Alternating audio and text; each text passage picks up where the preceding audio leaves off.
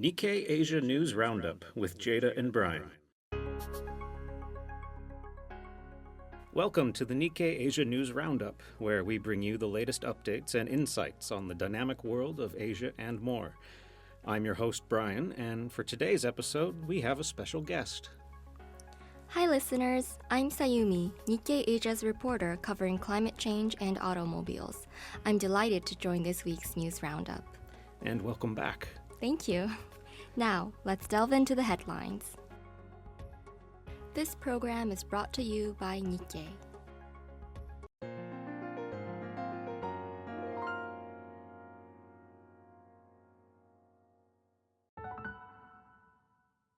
Japan's biggest trading houses stand at a critical juncture as the company's share prices have lost 13% to 31% since peaking late last spring to early summer, though they remain about 3 times higher than before Warren Buffett's Berkshire Hathaway disclosed in August 2020 that it had a 5% ownership in each trading house. The amount of money sent home by Filipinos working abroad hit a record high in 2024, data showed earlier this month, boosting a key part of the nation's economy as more people headed overseas in the wake of the COVID pandemic and as the value of the peso depreciated. Pakistan's struggling Gwadar port, a cornerstone of the $50 billion China-Pakistan economic corridor, is playing host to an unusual new business with the opening of a slaughterhouse to supply donkey skins critical to making urjiao, a traditional medicine with a market estimated to be worth $8 billion a year in China.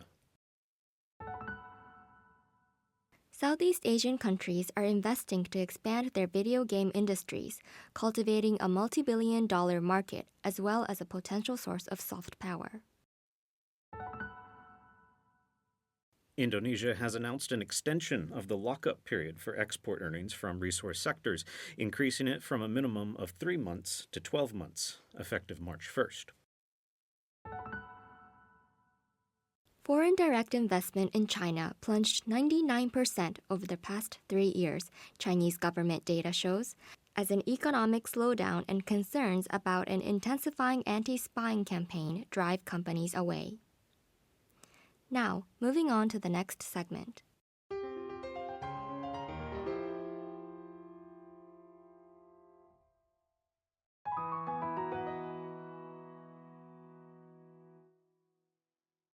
Indonesia and Turkey forge a joint venture to make military drones. Turkey and Indonesia have agreed to establish a joint venture between companies from both countries to develop unmanned aerial vehicles, or UAVs, for military use in the Southeast Asian nation. The deal was signed by the CEO of Baykar Technology and the CEO of Indonesian defense company Republic Corp during Turkish President Erdogan's visit to Indonesia for a meeting with President Prabowo Subianto. As part of the partnership, the joint venture will be set up in Indonesia to focus on manufacturing, assembly, and maintenance of UAVs.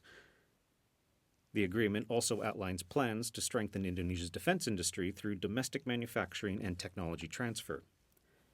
Family-owned Baykar is Turkey's leading drone exporter, with $1.8 billion in exports last year, accounting for more than 90% of its total revenue.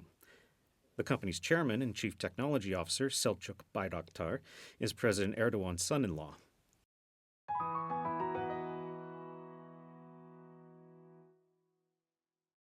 Tokyo to extend financial support to Indian students in Japan.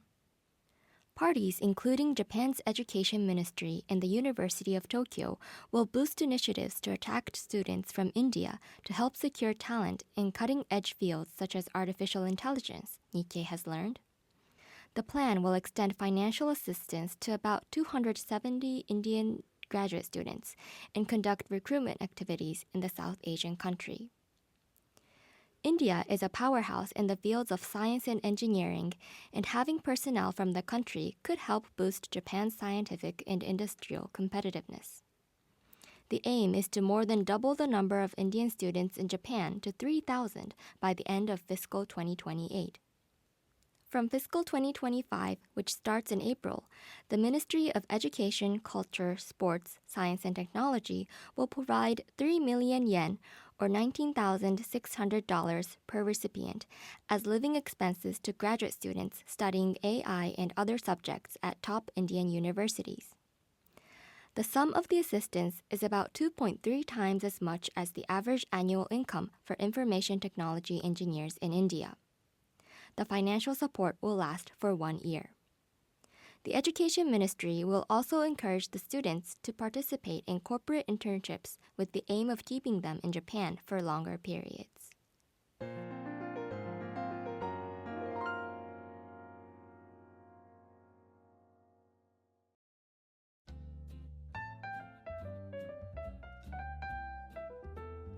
And now for news highlights. In each episode, we have a discussion about a recent article that has particularly captured our attention. Today, we are going to talk about childcare by grandma, Asian model under strain in Mongolia. So the story really resonates with me because my grandparents were very helpful, I think, when I was being brought up. Sometimes my grandma came over to cook dinner for us when my parents weren't available. And I know my friends at high school, they also had their bento lunch boxes made by their grandmas too.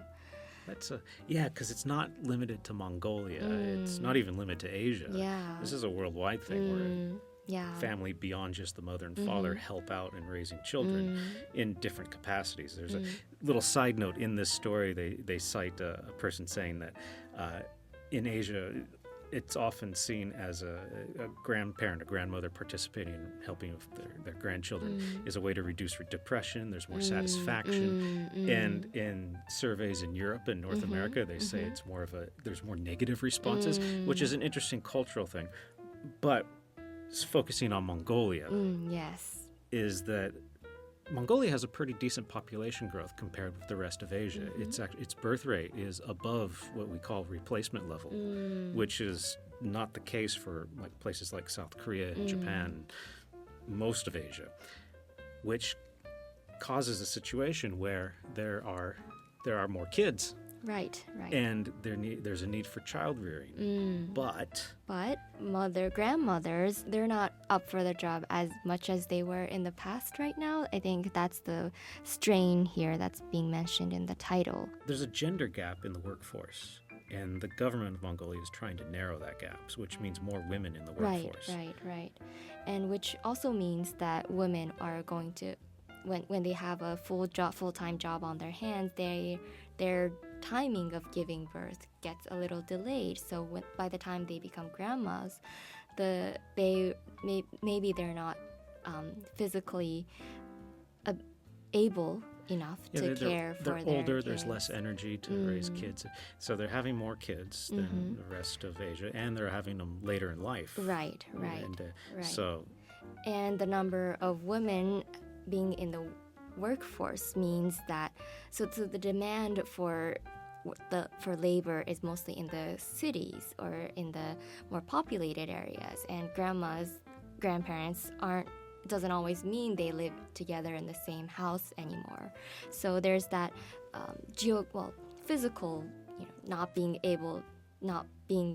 in the city to take care of the kids when the mothers and fathers are at work. Yeah, you hear about families, multiple generations under one roof, and this sounds like there's not as much of that, and that also causes a problem. There's another interesting statistic in here where it says about in Japan, South Korea, and China, about 90% of children 6 years and under are in preschool or some form of professional care, which I guess frees up the mother and the father to work. Whereas in Mongolia, it's only 1/3. So that's 2/3 of kids need a family member to help. And traditionally, this thing of grandmothers helping out is not a new thing. This is very embedded in Mongolian history and culture. And it's now feeling some strain. Right, yes. And it shows it was the same issue for other Asian countries, but the difference is that these other countries have support systems like public childcare or subsidies for employers or who offer leave for taking care of a grandchild. But in Mongolia, it's not enough. So that's why there's that. It's in a very difficult situation of not enough grandmothers, but also just no one available to take care of the children. Yeah, most of the quotes and statistics from the government we have in this article are about economic growth, raising the GDP, citing that more women in the workforce will raise GDP, and that it's all focused on that, and there's not much on the other end of what are we going to do about helping out families that now have parents, at the office or in the factory instead of at home, and the grandparents might not be as available as before. And that's the issue that hasn't been solved yet. So it's going to be very interesting to see what the next few years involve and if there will be a change.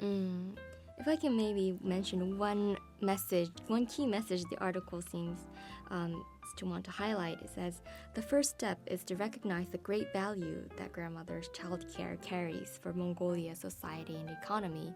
And I think that really says a lot about where to start when we want to solve this issue.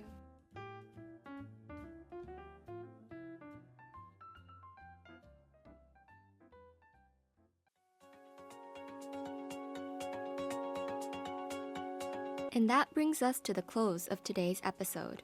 We look forward to having you join us again for the next edition of the Nikkei Asia News Roundup. Until next time, I'm Sayumi, standing in for Jada. I'm Brian. See you again and take care. This program is brought to you by Nikkei.